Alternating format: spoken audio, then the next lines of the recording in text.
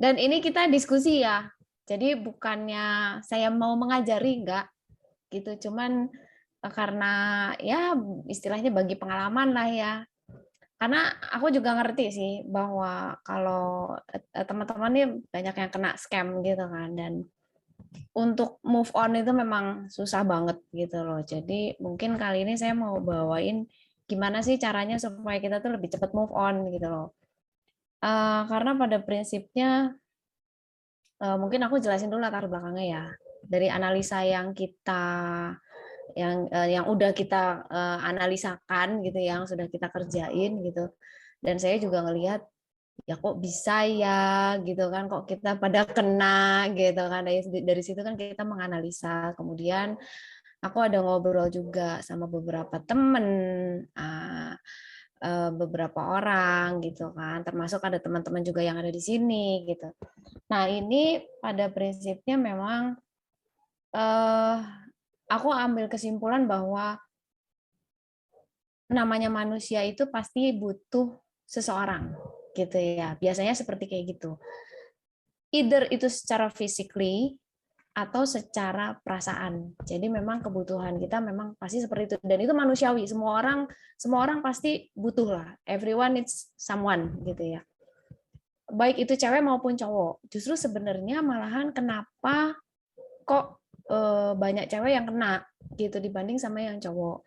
Karena mungkin cewek lebih pakai perasaan, tetapi sebenarnya kalau diperhatikan cowok juga sama pakai perasaan gitu. Hanya dia nggak begitu nampak, nggak begitu mengutarakan gitu. Tapi mereka tetap pakai nggak pakai gitu.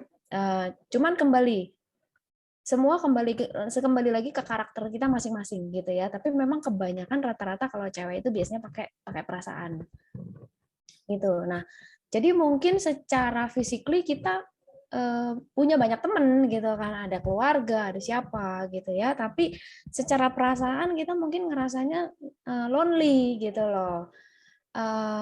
Pas kebetulan scam-scam ini menggunakan modus love scam. Jadi kita dijapri tiap hari say good morning, say good night, I love you lah, whatever it is gitu kan. Nah, jadi dari situ kan kita jadi berbunga-bunga, happy bawaannya gitu, ngerasa ada yang sayang, ngerasa ada yang apa gitu ya. Nah, so dengan mudahnya kita langsung bisa percaya. Itu sih yang pertama. Yang kedua mungkin curiosity-nya kita gitu. Jadi kita punya rasa penasaran, mungkin ini bener nggak sih apa yang diajarkan sama si scammer ini, apa gimana lah, macam-macam gitu ya. Nah, sehingga seperti yang kebanyakan modus operandinya dia orang, awal-awal pasti dia akan japri kita almost every day. Mungkin intens banget, bahkan intens gitu ya. Yang aku perhatikan 2-3 minggu pertama tuh pasti mereka intens gitu loh. Dan dasarnya kita orang Indonesia ya, orang Indonesia kan ramah tamah gitu. Nah, dan kita suka gitu bergaul sama mereka, itu kita suka bergaul dengan orang yang baru kita kenal, dan karena kita juga kepengen tahu ini orang kayak gimana sih, akhirnya kita bertanya balik dan akhirnya terjalinlah satu hubungan. Nah, hubungan ini akan terus menjadi semakin dekat seiring dengan waktu dan keintensnya mereka. And then kemudian, nah mulailah itu love scan-nya yang honey lah, dear lah, sweetheart lah, beautiful lah, apalah gitu kan, ditambahin sama bumbu-bumbu yang seperti kayak gitu, siapa sih yang nggak klep-klepek gitu kan. Kayaknya kalau William ngomong 1, 2, 3, 4, 5, 6, ya kita berenam di sini, Hani juga semuanya jadi langsung pada kelepek-kelepek sama William gitu. Nah, so Halo jadi Hani. tuh kan. Jadi ya secara otomatis, apalagi kalau kita dapet scammernya itu yang langsung punya chemistry sama kita, dan itu otomatis jadi kita lebih nyaman ngobrol sama mereka tuh, pasti nyaman gitu. Dan beberapa dari ya aku ada ngobrol waktu itu sama Min ya, memang ada kemungkinan juga satu satu akun scam atau satu, misalkan dia lewat WA gitu ya, mungkin satu WA ini dipegang sama beberapa orang, sehingga kalau diperhatikan kadang-kadang nanti gayanya bisa berubah gitu kan. Nah, mereka sedang mencocokkan, aku rasa. Kalau misalkan dari awal kita udah langsung punya chemistry sama itu scammer, ya mungkin dia langsung lanjut gitu kan. Tapi ada beberapa yang akhirnya mereka mencoba-coba. Ini cocok nggak sih dengan kita? Apalagi kalau kitanya udah mulai cool ya, istilahnya sulit untuk didekatin, mereka mulai mencoba gitu. Nah, terakhir yang aku tes itu yang namanya Matthew. Nah, itu si Matthew ini masuk di IG, ngechat, kemudian memperkenalkan diri dengan nama Matthew, begitu pindah di IG, halo saya Marshall. Loh, ini gimana? Kan gitu kan. Nah, begitu dia serius, dia ngomong, will you share with Matthew? Giliran ngomongin love, dia ngomongin Marshall. Gitu loh. Jadi aku tahu ini adalah dua orang yang berbeda, cuman karena aku masih penasaran dengan cara kerjanya apa segala macam dan aku pengen tahu. Jadi aku biarinin aja. Aku pengen tahu aja. Lu seberapa lu sampai mana sih ini? Yang satu Marshall, yang satu Matthew ini. Ya itulah ya kadang-kadang namanya dia orang, namanya juga scammer gitu. Mereka berhubungan sama banyak orang dan akhirnya mereka pusing sendiri. Ya nggak usah mereka ya, aku aja aku langsung coba handle 2 scammer dan aku bisa terbalik antara mereka berdua.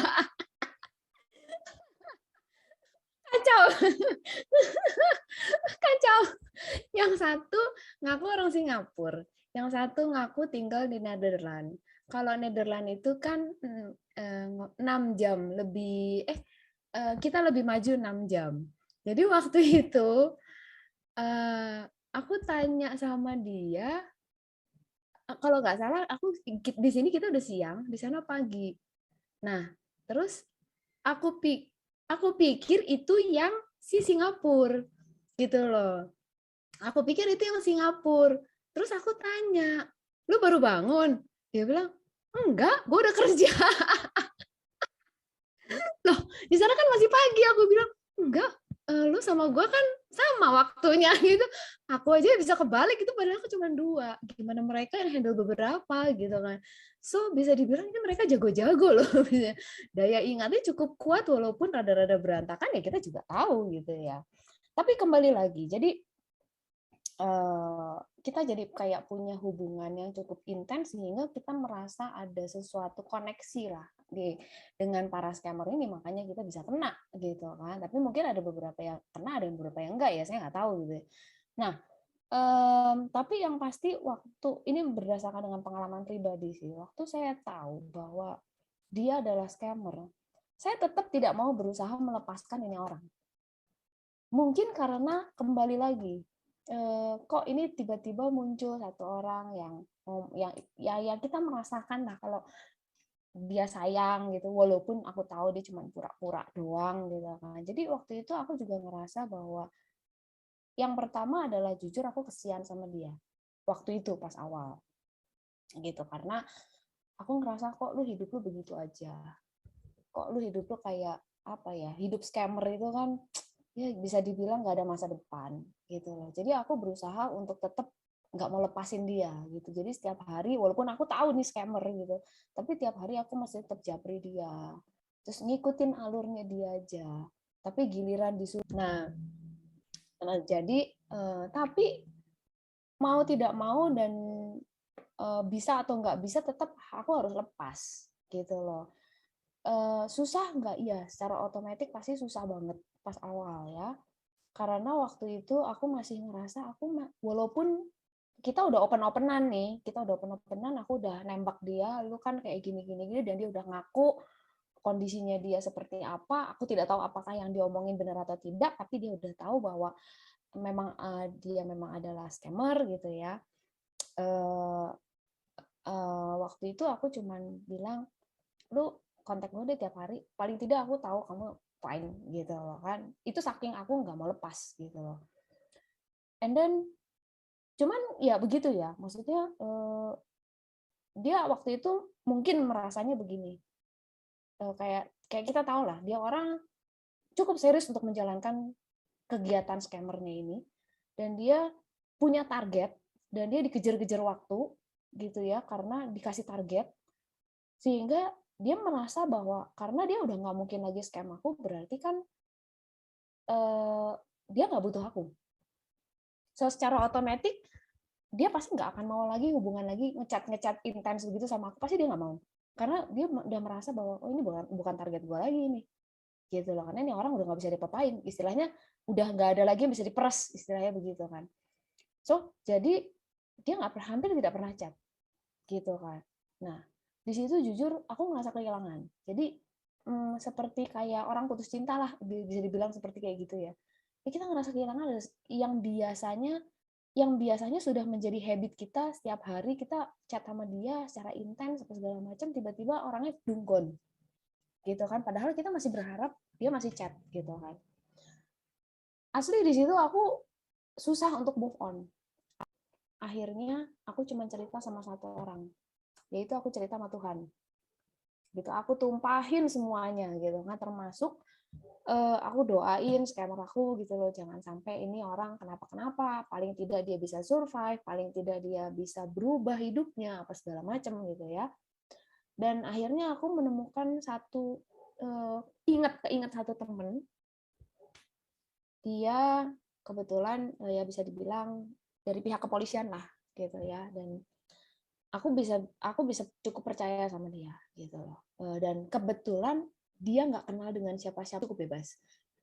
And finally aku curhat sama dia, ketemu sama dia, curhat sama dia, dan akhirnya dia cuma bilang, awalnya kan aku pikir aku pengen ini ya, pengen nangkep ini orang gitu loh. Maksudnya seandainya bisa aku selamatin ini orang gitu, nyelamatin si scammer gitu kan, karena berdasarkan pengakuan dia kan dia dipaksa untuk bekerja di situ, kalau nggak bekerja, kalau nggak dapetin target katanya digebukin lah apalah segala macam gitu kan, dan dia memang ada tulis there is no humanity in here. So jadi aku sempat mikir gimana caranya mau keluarin dia di situ. Hanya waktu itu teman aku itu cuma bilang begini, kamu lebih baik kamu let go lah semua, kamu move on, dia bilang. Cuman aku mikir kan, gimana caranya, gitu loh. Terus dia cuma saranin aku begini, gini, scammer is still scammer. Biar bagaimanapun mereka sudah dididik untuk menjadi scammer, kamu nggak bisa ngerubah dia. Itu yang pertama. Yang kedua, toh kamu seandai kata kamu nangkep dia pun, apakah iya kamu bisa melakukan tuntutan apapun? Nggak bisa. Sebenarnya tidak bisa. Kenapa? Karena prinsipnya adalah begini. Pada saat kita transfer ke mereka, itu atas kesadaran kita. Jadi kita mau nguprek kayak apapun, mau nuntut dia scam lah, penipu lah, apapun itu bentuknya, itu nggak bisa. Karena kita itu secara sadar, kita yang transfer ke dia. Kita yang mentransfer sendiri. Bukan ujuk-ujuk dana di rekening kita berkurang gitu, enggak, karena kita sendiri yang melakukannya gitu. Jadi dia bilang percuma, apalagi ini menyangkut internasional ya, kejahatan internasional. Jadi aku rasa gitu, aku langsung mikir, oh gitu ya, jadi sebenarnya bisa dibilang ya percuma gitu kan. Tapi dia ngomong kalau misalkan kamu mau lapor ke Barreskrim Polri silakan, dia bilang begitu kan. Nah aku pikir dong, tak coba lah, mau lapor ke Barreskrim Polri kan aku bisa ke daerah Jakarta Selatan untuk ke Barreskrim Polri. Kebetulan kan rumahku di Jakarta. Nah, terus dia ada ngomong begini, udahlah kamu move on aja. Kamu nggak perlu lagi berhubungan sama dia, nggak perlu lagi berhubungan sama scammer, karena kalau kamu masih tetap berhubungan sama scammer dan kamu mikirin itu, kamu nggak akan pernah bisa move on. Kamu delete semuanya. Kamu delete akunnya, kamu delete semua datanya gitu, kamu delete semua chatnya gitu kan. Karena kalau misalkan masih ada, kamu tetap masih bisa buka, masih bisa ngeliat, kamu masih bisa mikirin apa segala macem gitu loh. Dan akhirnya aku ikutin saran dia gitu. So waktu aku mau ke Bareskrim pun aku waktu itu masih sempat mikir gitu kan, bisa nggak ya, aku coba lah gitu kan. Nah pada saat tengah-tengah aku coba ini, pas mau ke sono tuh aku cuman doa sama Tuhan gini, Tuhan kalau misalkan memang aku diizinkan untuk bisa ketemu, bisa lapor lah gitu kan, aku mau lapor hari ini, aku bilang begitu. Tapi kalau misalkan memang Tuhan bilang udah deh lu move on aja gitu kan, gak usah mikirin, ya wes, gak usah ketemu sama orang yang bisa aku laporin pun is okay, aku bilang begitu ya, terserah lah, aku bilang begitu, pokoknya aku cuma usaha. Akhirnya waktu itu aku sempat cari satu waktu, aku mau pergi ke Bareskrim Polri, itu kondisi hari Jumat, aku berangkat itu jam 10, aku pikir jam 11 sudah nyampe di sono gitu kan, ternyata sampai di sana itu setengah satu, di Bareskrim Polri itu setengah satu, macetnya banget banget. Dan ternyata pada saat mau masuk ke Bareskrim Polri itu nggak sembarangan. Mobilku nggak bisa parkir di dalam. Aku mesti parkirnya jauh sekali. Jadi di depan gerbangnya itu aku buka kaca, aku tanya sama polisinya yang jaga gitu kan. Pak, saya kalau mau ke Bareskrim Polri, kalau mau lapor ke bagian eh, apa eh, eh, apa internet crime begitu itu kemana? Oh, gedung yang sini tapi ibu nggak bisa bawa mobil ke dalam. Parkirnya di mana? Itu jauh parkirnya. Itu bisa sekilo. Nah, aku lagi mikir kan, ini gimana caranya? Kayaknya mau masuk aja kok kayaknya susah banget gitu kan. Belum lagi macet, belum lagi aku tuh sebenarnya jam 3 udah ada janji sama orang. So, akhirnya aku mengurungkan niatku untuk lapor.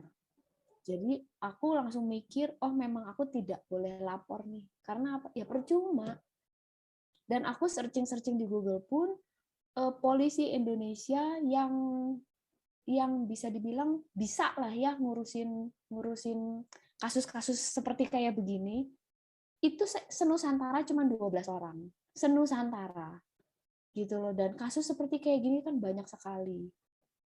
Nggak cuman yang modus kayak kita yang scam dari luar yang istilahnya apa namanya yang mengenai trading lah, ada juga yang pengiriman paket lah, tapi juga ada yang skema yang modelnya skema Ponzi, MLM, Momo, apalah kripto kayak gitu-gitu kan juga banyak, dan itu mereka kan juga handle gitu loh.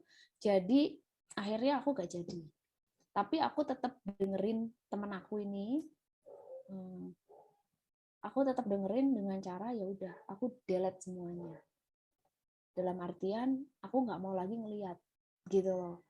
Dan aku tidak mau lagi berhubungan. Dan setelah aku putuskan itu nggak lama sih. Setelah aku putuskan aku nggak mau lagi berhubungan sama scammer ini, semua akun yang ada yang masuk ke IG aku kan, waktu dulu kan aku masih tak diemin gitu ya, itu langsung aku deletin. Itu orang-orang aneh-aneh itu tak deletin, yang follower aneh itu aku deletin semua gitu kan, aku blok semua. Kemudian akun yang bukan akun, tapi maksudnya dulu kan kemarin aku pakai Line, nah itu Line aku langsung aku delete. Tapi sebelum aku delete, aku sempat kasih informasi terakhir ke dia, aku chat sama dia terakhir, aku bilang sama dia, aku nggak akan ngechat kamu lagi, aku bilang ini adalah chat terakhir, aku nggak bakal chat kamu lagi, aku bilang begitu. Habis gitu udah aku delete. Nah selanjutnya aku mulai menyusun, istilahnya menyusun pikiran, karena memang yang paling sulit itu memang nyusun pikiran. Kita memang udah dikasih, setelah kita ngobrol gitu ya, aku setelah aku ngobrol sama Tuhan gitu kan, jadi kayak aku tuh dikasih kelegaan secara pikiran juga gitu loh, dan aku dikasih banyak masukan juga itu dari teman aku itu, kemudian dari teman-teman yang ada di sini juga gitu ya. Nah pas itu aku udah masuk ke sini, aku udah ngelihat banyak ya dari teman-teman semua ini yang kita tuh bisa dibilang cukup senasib lah gitu kan, walaupun dengan berbagai cara, berbagai modus, dan berbagai nominal gitu ya. Nah tapi satu hal yang pada saat aku mikirin itu, setelah aku mulai menata otak aku dan cara mikirnya aku cuma mikir gini, sekarang apa yang sudah hilang kita nggak bisa ambil lagi, terutama dari sisi materinya. Mereka nggak akan mungkin bisa balikin. gitu loh. Mereka nggak akan mungkin mau balikin, apapun itu bentuknya. Aku yakin pasti mereka nggak bakal mau balikin. Either memang udah kepake sama mereka, either mereka sudah kirim sama bosnya, either apapun itu bentuknya, mereka nggak akan bisa balikin. Dan mau tidak mau atau suka tidak suka, ya aku mesti terima. Gitu loh. Jadi hal yang kedua yang aku lakukan, aku mesti terima keadaan. Gitu loh. Kalau misalkan kita nggak bisa terima keadaan, ya secara otomatis kitanya juga jadi nggak bisa move on. Gitu loh. Jadi kita mesti terima keadaannya bahwa, oh memang mereka adalah scam gitu loh. Mereka nggak bener-bener care sama kita kok. Istilahnya kalau orang yang care sama kita nggak mungkin dong mereka lakukan itu sama kita gitu ya. Jadi aku mulai merubah dan menata kembali cara mikirku terhadap mereka-mereka, terhadap para scammer-scammer ini gitu kan. Nah jadi aku mulai menerima diriku, mulai menerima keadaanku, dan karena udah mulai ketemu sama kalian, aku bisa cerita gitu loh. Jadi dengan cerita seperti ini ada yang sebagian beban itu bisa hilang gitu kan. Walaupun aku tahu memang untuk mengembalikan materi kita yang sudah hilang itu ya susahnya setengah mampus gitu loh. Dan benar-benar takes time. Cuman ya sudahlah, ya udah kita terima aja. Toh kalau misalkan kita nggak bisa terima, ujung-ujungnya kita malah stres sendiri. Kalau kita bisa terima, mungkin kita lebih bisa move on gitu. Nah, jadi aku berusaha untuk menerima keadaan aku. Ya sudah, terima aja. Memang mau diapain, nggak bisa diapa-apain. Karena kita belajar ya. Ada beberapa hal yang memang kita nggak bisa, maksudnya di luar kontrol gitu ya. Ada beberapa hal yang memang di luar kontrolnya kita. Nah itu ya mau nggak mau kita mesti terima. Contoh misalkan, contoh simpel misalkan, hari ini hujan, ya itu di luar kontrolnya kita ya, kita nggak bisa apa-apa gitu. Nggak bisa kita terus jadi pawang hujan gitu, minta hujannya berhenti, nggak bisa gitu kan. Nah kita bukan pawang hujan. Nah begitu juga dengan kondisi kita. Kita minta dikembalikan, istilahnya mengembalikan waktu sampai sebelum kita ketemu sama scammer sehingga kita nggak kena, juga nggak bisa. Kita nggak bisa mengembalikan waktu. Yang perlu kita lakukan ya sudah, kita accept aja, kita menerima kondisi kita saat ini seperti kayak gimana. Nah, kemudian setelah aku udah mulai bisa terima kondisiku sendiri gitu ya, terus aku mulai berpikir ke arah ke depan lah gitu loh, bahwa dari semua pelajaran, dari semua pengalaman kita ini pasti ada pelajaran yang bisa kita ambil. Nah, itu juga penting sebenarnya. Itu penting. Salah satunya adalah awareness kita menjadi naik. Awareness tuh jadi kayak apa ya? Jadi kita lebih aware lah sama orang-orang ini, lebih aware. Waspada. Ya, kewaspadaan. Kewaspadaan kita tuh jadi naik gitu ya. Jadi begitu kita kenal sama orang itu jadi nggak sembarangan gitu kan, karena yang namanya scammer itu basically nggak cuma di dunia media sosial seperti kayak yang sekarang ini, ternyata banyak gitu loh. Even di Indonesia pun, even bahkan mungkin di antara teman-teman kita pun juga ada yang memang secara tidak sengaja menjadi scammer gitu kan, secara tidak sengaja loh, secara mereka juga nggak sadar gitu kan. Contoh simpel lah, misalkan ada teman kita yang tiba-tiba datang sama kita, zaman dulu ya, ini ada MLM bagus soal crypto trading, ayo ikut gini gini gini. Itu kan sebenarnya salah satu scam juga gitu loh. Sehingga pada saat kita ikut, duitnya apakah bisa kembali kalau misalkan nyangkut? Nggak bisa gitu loh. Lah itu kan sebenarnya juga bisa dibilang ya scam juga gitu ya. Dan baru-baru ini aku baca lagi, dapat berita lagi mengenai scam jual beli mobil. Nah, itu ada. Aku nggak tahu teman-teman udah update apa belum. Tapi ini istilahnya kayak gini. Contoh misalkan, aku jual mobil gitu ya. Min mau beli mobil. Nah, aku posting gitu kan di OLX atau apa gitu. Nah, rupanya William ini scammer. Misal loh ya, misal. Jadi William itu tahu aku pasang iklan di OLX. Nah, kemudian William ini mencari pembeli. Nah, kebetulan dapatlah Min, kenal Min, nawarin, Min ini mobil harganya 150 juta, padahal aku tulis di situnya 300 juta gitu, atau enggak 250 juta. Tapi dia ngomong sama Min, ini murah loh, ini 150 juta, lu mau nggak? Katanya gitu kan.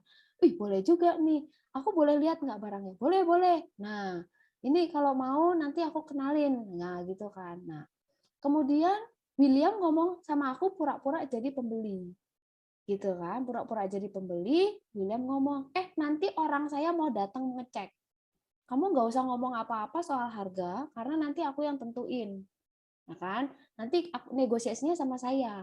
Nah, padahal tapi Min yang datang. Nah, dia ngomong sama Min, nah ini saya mau jual, nanti kamu ketemu sama orang saya, gitu loh. Nanti kamu ketemu sama orang saya, kamu nggak perlu nego harga, nanti nego harganya sama saya. Nah, kayak gitu loh. Nah, itu banyak yang terjadi ternyata. Jadi setelah udah kan istilahnya scammernya negosiasi sama yang beli udah lihat tanpa ada, walaupun ketemu sama yang jual tapi nggak ada omongan apapun, karena sama-sama yang jual sama yang beli ini sama-sama nyangka bahwa ini orangnya si scammer gitu kan. Tapi kan dia nggak tahu kalau itu scammer. Nah, ujung-ujungnya terjadi transaksi jual beli, yang beli mobil ini mentransfer ke si scammer. Lah scammer itu nggak pernah transfer apapun, habis gitu dia hilang. Mobilnya tetap masih ada. Lah ujung-ujungnya kan mereka yang beli sama yang jual ini kan akhirnya berantem. Gitu loh. Yang satu nggak terima duit, yang satu udah bayar. Ya kan? Nah, itu yang lagi ngetren saat ini gitulah ya. Jadi dimanapun sebenarnya ada kasus-kasus seperti kayak begitu tuh ada, nggak cuma di media sosial, tetapi memang kita saat ini memang teman-teman yang ada di sini kebanyakan fokusnya di media sosial ya, gitu loh. Jadi dengan pengalaman kita yang seperti kayak gini, ya udahlah, berarti kan tingkat awareness kita mesti dinaikin. Jangan sampai kita kejadian lagi, apalagi ini berurusan sama uang lah, apalah, apapun itu bentuknya gitu kan. Mungkin yang tadi Kak Nora juga cerita yang mengenai pegadaian apa segala macam gitu lah ya. Itu juga mesti aware, mesti hati-hati memang. Karena keuangan ini bisa dibilang cukup mendasar sebenarnya di dalam hidup kita, tapi banyak sekali yang masih belum mengerti bagaimana cara menatanya. Itu banyak yang kayak begitu. Nah, setelah itu aku juga mulai paham gitu ya, dari cara kerjanya scammer ini, kita juga bisa belajar. Belajarnya salah satunya adalah kedisiplinan mereka. Setelah kita analisa, mereka tuh orangnya disiplin banget loh. Seandai kata apa yang mereka lakukan itu kita lakukan, kita disiplin dalam pekerjaan kita, kita fokus di pekerjaan kita, gitu ya, kita fokus di hidup kita, itu pasti kita bisa berkembang lebih jauh lagi, lebih cepat, lebih growth-nya tuh lebih baik gitu kan. Karena kita bisa benar-benar fokus. Dan mereka disiplin jam 8 teh, good morning. Gini pokoknya jam 8 teng itu pasti good morning gitu loh, kurang lebih jam 8 karena kan mereka pasti ngechatnya sama beberapa orang, so jadi itu pasti begitu jam 8 teng, good morning honey, good morning beautiful, good morning apalah gitu loh ya, kayak gitu-gitu.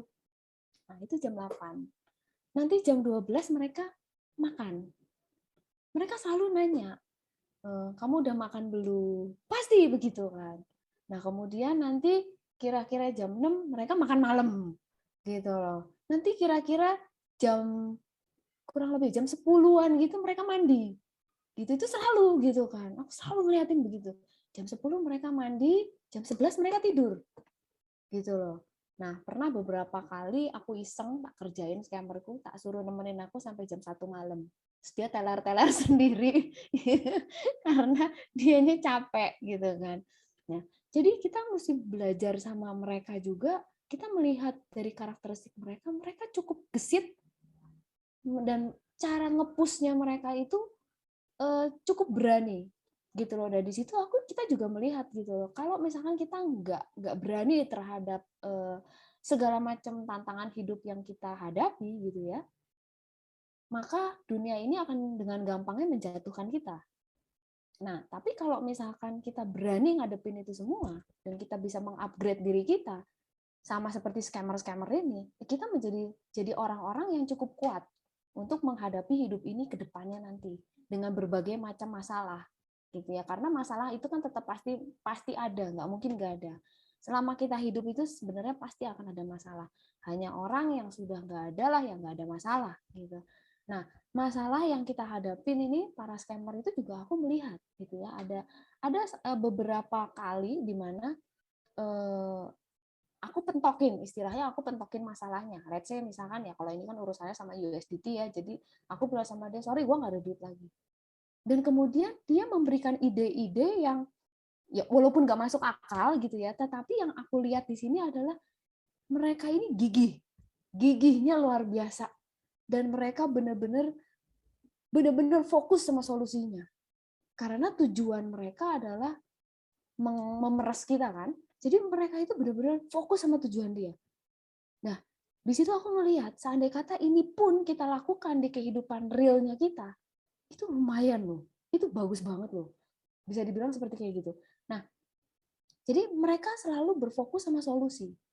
Mereka nggak blunder sama masalahnya, tapi mereka selalu berfokus sama solusi. Mereka mikir gimana caranya untuk memberikan solusi sama kita, mencarikan solusi sama kita. Terus dia juga ingetin, loh itu kamu kemarin ada ngomong gini ya, coba gini. Nah, kemarin kamu udah ngomong gini, coba begini gitu kan.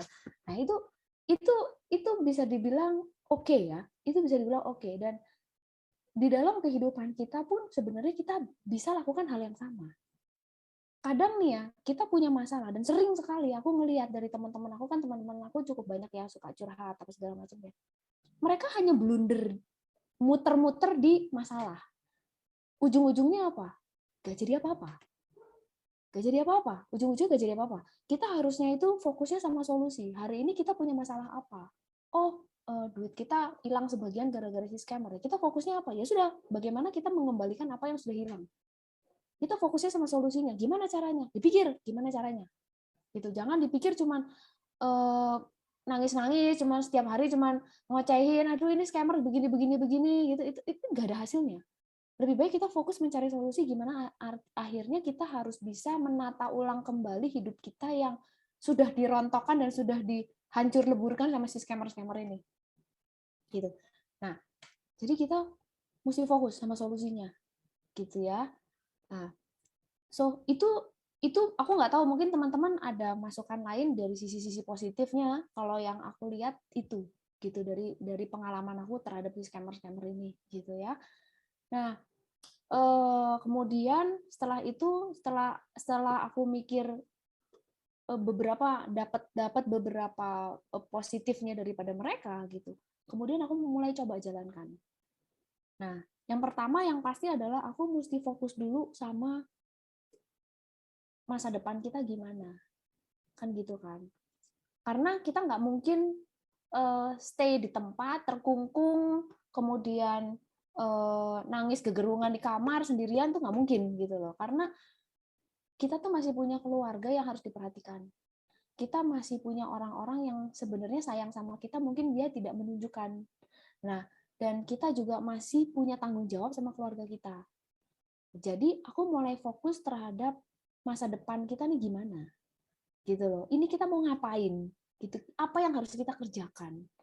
Nah, kalau kita bisa fokus sama masa depan kita, secara otomatis, secara tidak langsung, itu sebenarnya kita sedang menata kita punya solusi. Karena otak kita tuh pasti mikirin gimana caranya, gitu kan? Gimana caranya? Contoh kayak Kesia gitu kemarin, Kesia sibuk ngurusin yang urusan rumahnya. Akhirnya cerita muncullah ide, coba negosiasi, coba ini, coba gini, coba gitu. Saya nggak tahu itu, saya nggak update itu gimana kelanjutannya, nanti Kesia cerita ya Kes kelanjutannya. Nah terus udah gitu kan, jadi kita mesti fokus lah sama masa depan kita nih bagaimana gitu. Jangan cuman ngurusin scammer mulu gitu loh. Ya memang sih di satu sisi dengan adanya kita ngurusin scammer ini lama-lama kita juga jadi paham gitu ya. Terus ditambah latihan bahasa Inggris, walaupun bahasa Inggrisnya cuma I love you doang gitu kan. Cuman ya lumayan lah ya gitu. Nah, tapi tetaplah kita mesti fokus sama kita ke depannya bagaimana. Karena nggak mungkin kita cuma hidup begini-begini aja. Ingat, teman-teman pasti punya keluarga, punya anak, punya orang tua yang, dan istilahnya kita mesti tanggung jawab sama mereka semua gitu, karena kita hidup di dunia ini nggak sendiri gitu loh, dan kita juga harus bisa mempertanggungjawabkan kita dengan apa yang sudah terjadi sama hidup kita, dan memang keputusan kita memang kena itu ya memang karena keputusan kita gitu loh. So jadi kita nggak bisa salahin orang lain, kita juga nggak bisa salahin scammer, wah gara-gara scammer nih gue jadi hidup gue jadi merana gitu, nggak bisa, karena kita sendiri yang dengan secara sukarela dan sadar bahwa kita transfer, kita lakukan gitu loh. Jadi kita nggak bisa salahin mereka. Saya belajar satu hal ya dari teman saya ya, apa yang terjadi sama dirimu hari ini adalah karena kesalahan kamu sendiri, bukan karena kesalahan orang lain. Nah, itu yang sampai saya pegang sampai sekarang. Itu saya tahu kalimat itu dari sejak saya kuliah. Dan itu saya pegang hari itu sampai hari ini. Walaupun saya waktu awal saya dengar kalimat itu, saya bilang, loh, kalau misalkan misalnya saya lagi jalan ditabrak sama mobil gitu kan, loh itu kan bukan salah saya dong. Dia bilang enggak, salah kamu. Kenapa kamu jalan di situ? Coba kamu jalan minggiran dikit, belum tentu kamu ketabrak. Iya juga sih, gitu kan. Dan ternyata setelah berjalannya waktu, banyak sekali memang hal-hal yang memang saya mikir benar juga kata dia, gitu. Karena memang apa yang terjadi saat ini sama kita semua, di mana kok kita bisa kena scam, ya semuanya gara-gara diri kita sendiri. Jadi kita nggak bisa salahin siapapun. Kita nggak bisa salahin scammernya, kita nggak bisa salahin keluarga kita nggak bisa salahin teman-teman kita yang istilahnya, kok lu nggak ngomong sama gue sih, padahal lu udah tahu duluan, nah gitu, kita juga nggak bisa, gitu ya. Nah, jadi ya yang mesti disalahin siapa ya, diri kita sendiri. Ya, masalahnya nggak ada orang yang mau nyalahin diri sendiri. Kebanyakan pasti nyalahinnya orang lain. Tapi dengan kita menerima keadaan kita, lama-lama ya kita juga paham sendiri bahwa ya sudahlah, akhirnya kita terimalah, emang salahnya gue, emang mau diapain gitu kan. Emang dodolnya kita gitu kan. Ya sudah gitu loh. Nah, kemudian memang ada satu hal penting yang gimana kita bisa move on, dan salah satu caranya adalah kita ikut komunitas kayak beginian.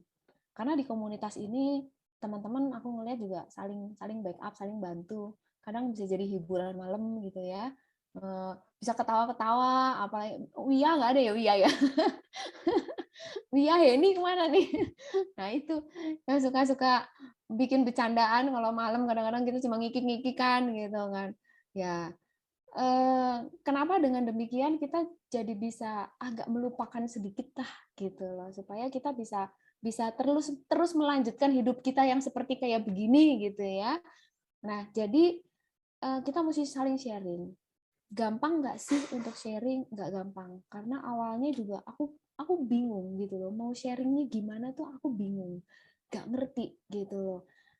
Karena namanya netizen ya, kadang kita sharing contoh misalkan, aku sharing nih misalkan, ya nih gue kena sekian gitu kan, mereka bisa aja ngomong yang negatif gitu loh, mereka bisa aja menjadi toksik buat kita gitu kan, mereka ngomong ya salah lu sendiri, kenapa lu mau ikutin gini-gini gitu kan. Loh, kita kita datang ke sana itu untuk minta istilahnya nggak usah ngomong deh, nggak usah komen deh, kita cuma butuh tong sampah aja gitu kan. Tapi dasarnya netizen gitu kan suka ngomong yang aneh-aneh gitu loh. Jadi memang dengan adanya komunitas seperti kayak gini, kita kayak punya perasaan senasib. Lah kalau senasib kan nggak mungkin kita dizolimi begitu kan. Biasanya kalau udah senasib, oh iya iya iya memang ya gue juga begitu, tapi ya sudahlah, memang kita udah harusnya move on gini gini gini ini kan. Jadi dengan adanya komunitas ini kita saling dikuatkan gitu loh, dan keterikatannya jadi lebih cukup kuat, dalam artian kita juga bisa saling bantu, kita bisa saling ngisi gitu. Teman-teman punya masalah apapun yang berhubungan sama urusan scam, sama finansial, sama apapun itu bentuknya, itu bisa sharing sama kita, dan sepertinya kecil kemungkinan kita bakal zolimi, karena kita juga ngerasain gitu ya, karena kita sama-sama ngerasain. Nah, selanjutnya memang sesudah ini, karena kita mesti mengarahkan ke masa depan kita, mesti menata masa depan kita mesti tentuin lah target kita ke depannya apa sih, gitu. Ini bagus yang Min kemarin bikin, adalah kita membuat satu komunitas di mana kita juga bisa meng-awarekan men-sharingkan lah ya, supaya orang-orang di luar sana itu memang lebih waspada, karena mereka tetap masih ada. Para scammer ini tetap masih ada. Selama masih ada korbannya, mereka masih tetap akan lakukan modus yang sama. gitu loh. Dan semakin banyak semakin banyak orang-orang yang tahu tentang modus ini, semakin sedikit korbannya. Kalau korbannya semakin sedikit, nanti lama-lama mereka akan hilang dengan sendirinya. Gitu. Itu logika sih sebenarnya. Itu logika banget gitu kan. Jadi ya, mereka punya satu grup gitu, dan di grup tersebut di-share, dan itu akun-akun IG, bahkan ada nomor handphone apa segala macam. Jadi rupanya memang ada yang hunting untuk nyari korban, ada yang approaching, maksudnya ada yang selanjutnya ini mau dikasih sama siapa ini korbannya gitu loh. Jadi ada yang nge-handle untuk meres gitu kan. Nah, so dari situ aku berpikir kan, memang logika aku mulai jalan gitu kan. Semakin banyak orang yang tahu mengenai scammer ini, terutama modus-modus operandinya kayak begini, ya semakin scammer-scammer itu akan makin kesulitan untuk mencari korban. Nah, setelah mereka kesulitan mencari korban, secara otomatis bisnis mereka juga pasti akan rontok. Istilahnya kayak perusahaan jual barang, barangnya udah nggak laku lagi di pasaran, ya lama-lama kan rontok gitu kan. Lama-lama pasti mereka akan mungkin ya akan mencari modus-modus yang lain gitu, yang sampai hari ini kita nggak tahu dan kita masih coba. Nah, setelah aku move on seperti itu, barulah aku mulai memberanikan lagi untuk hunting scammer sebenarnya. Jadi kalau dulu sebelum aku move on aku nggak berani gitu, karena aku takut gitu kan, karena aku takut nggak bisa move on lagi gitu. Tapi setelah aku sudah bisa move on, aku memberanikan diri lagi untuk hunting scammer. Makanya hari ini aku ada handle 2 scammer yang which is entah namanya antara Marshall sama Matthew, nggak jelas gitu kan. Yang satu lagi bule sampai hari ini nggak ngomong apa-apa. Dan mukanya udah tua, yang dari opa-opa beneran ini. Ini opa beneran, bukannya opa Korea, tapi ini opa beneran gitu loh. Ya udah, liatin aja lah gitu istilahnya. Tapi ingat teman-teman ya, buat teman-teman yang hunting scammer gitu kan, yang ya karena memang pasti ada rasa kepuasan tersendiri ya kalau bisa buat ngerjain gitu kan. Ya sama saya juga begitu ya. Ada rasa kepuasan tersendiri kalau bisa ngerjain. Janganlah kita terlalu berfokus sama scammer-scammer ini. Ini hanya selipan harian gitu, hiburan lah gitu loh. Jangan mau dikuasain sama scammer-scammer ini, karena scammer ini mereka berusaha menguasai kalau bisa lebih dari 50% waktunya kita. Selama dia bisa menguasain lebih dari 50% waktunya kita, ujung-ujungnya kita jadi nggak fokus. Mereka cukup kasih 1-2% aja. Maksimal 5%. Jangan terlalu banyak gitu kan. Kecuali kalau kalian tuh bener-bener lagi magabut banget gitu, magabut, makan gaji buta maksudnya pengangguran. Ntar ditanya lagi magabut apa ya? Bahasa Jakarta ya, magabut itu bahasa Jakarta. Jadi ya kecuali kalau misalnya kalian bener-bener lagi magabut, lagi nganggur, bener ya, mau isengin si scammer gitu ya, say hi, ngechat duluan ya silakan gitu ya. Tapi jangan fokus sama mereka. Kita mesti lebih fokus sama diri kita sendiri, menata kembali hidup kita yang sudah dihancur leburkan bagaikan Ukraina, dihancur leburkan sama si Rusia gitu ya. Nah, kita harus menata kembali puing-puing hati kita ini menjadi satu supaya kita bisa melanjutkan hidup kita gitu. Karena happiness itu adalah hak dari semua orang, termasuk sama kita gitu. Selama kita nggak bisa move on, kita nggak bisa happy gitu. Nah, apa yang ada di pikiran kita itu pasti terpancar sama di mukanya kita gitu loh. Itu pasti terpancar gitu loh. Kalau mukanya otaknya lagi kusut, pasti mukanya ikutan kusut gitu. Tapi kalau misalkan teman-teman ngelihat gambaran IG aku postingan belakangan ini, apalagi pada saat kemarin aku baru vacation ceritanya gitu ya, ke daerah ujung Keteng, pantai lah gitu, pantai yang ngadep ke samudra gitu kan. Di situ aku happy gitu. Jadi kalau misalnya teman-teman ngelihat fotoku lagi, itu muka aku pasti jauh berbeda gitu loh. Karena aku udah bisa move on, aku udah bisa ngilangin otakku dari orang-orang ini gitu kan. Dan aku udah bisa mulai fokus lagi ke pekerjaanku yang sebelumnya, ke hidupku yang sebelumnya gitu loh. Dan sebenarnya di sini saya juga berharap teman-teman juga yang belum bisa move on, ayo kita move on sama-sama gitu, karena gampang gak gampang gitu. Wah, jadi mungkin kayak begitu sih sharingnya gitu, kira-kira seperti kayak gitu. Jadi diharapkan teman-teman semua, siapapun dan apapun kondisi kalian semua, entah mungkin masalahnya bukan urusan sama scammer doang, entah masalahnya ada hal lain gitu kan. Ingat, hidup kita tetap harus berjalan. Walaupun teman-teman jalannya pelan, it's okay, nggak masalah. Yang penting jalan maju ke depan. Bukan cuma duduk, diem, ngejogrok gitu kan, ngunci pintu di dalam kamar, apalagi kalau ada yang sampai bisa masuk ke lemari gitu kan, nangis kegerungan di dalam lemari. Nah, itu kan, itu udah sesuatu yang istilahnya, ya boleh gitu kan, tapi lakukan itu hanya sesaat gitu loh. Setelah itu kita harus keluar dari kungkungan tersebut, kita harus menjalani hidup kita dengan jauh lebih baik. Dan kalau perlu adalah jalani hidup kita lebih berharga, dan kita harus melakukan banyak hal untuk orang-orang di sekitar kita supaya kita bisa menjadi berkat juga buat dia orang. Gitu loh, termasuk buat teman-teman di sini. Gitu ya. Jadi orang-orang yang kena scam itu jumlahnya setiap hari pasti bertambah.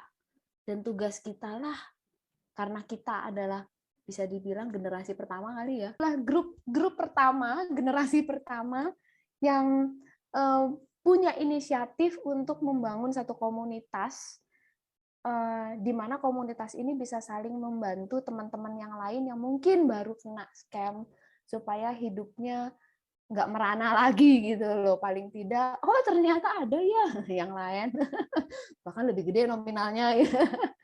Ya kira-kira seperti kayak gitu. Jadi kayaknya udah materi saya udah beres kali ya. Ini sharingnya cuma segitu doang sih, gitu loh. Mungkin kalau misalkan mau ada yang mau ditanya, silakan loh. Thank you banget Marisa, udah bagi pengalaman, juga memberikan kita sedikit pencerahan-pencerahan, jadi otaknya lebih celing celing celing celing gitu. Semoga berguna ya. Heeh, bener.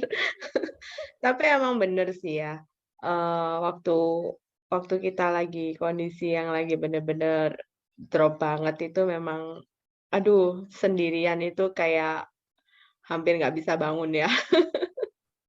Saya Mukanya aura pun berbeda ya. beda banget. Heeh, bener bener. Aku juga ngalamin yang sama. Jadi aku ada satu foto juga di feed IG aku itu, ternyata mereka orang perhatikan, padahal kan aku foto itu selalu handphone-nya selalu di depan aku kan. Mereka bilang, "Ini kenapa kamu kamu ini pas lagi sedih ya? Pas kamu habis nangis ya? Pas ini ya?" Mereka semua pada komen dan bertanya seperti itu. Aku cuman ketawa, "Hahaha," gitu, dalam hati, "Lu nggak tahu." Ya, buat teman-teman yang lainnya silakan kalau ada yang mau tanya, pengen nyambung ke Marisa silakan. Mungkin William. Ya, ini luar biasa banget dari Cik Marisa ini. Wah, ya mungkin seperti inilah yang memang harus di-share sama teman-teman di luar sana juga ya. Supaya gimana bisa bangkit. Ini kan penjelasannya langsung dari yang mengalami gitu loh. Sangat dahsyat menurut saya efeknya. Bagaimana bisa fokus maju di detail ya ceritanya.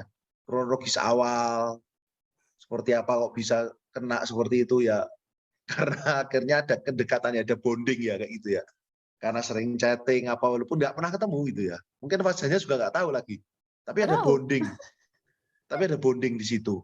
Ya. Itu juga hati-hati. Itu juga makanya juga perlu kayak komunitas-komunitas entah hobi, entah bisnis yang sama-sama sefrekuensi itu juga penting untuk karena kita kan makhluk sosial ya.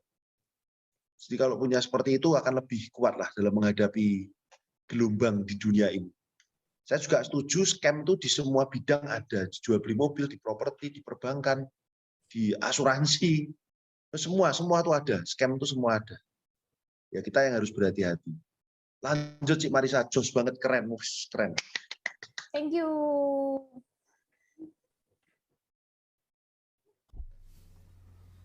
Bye.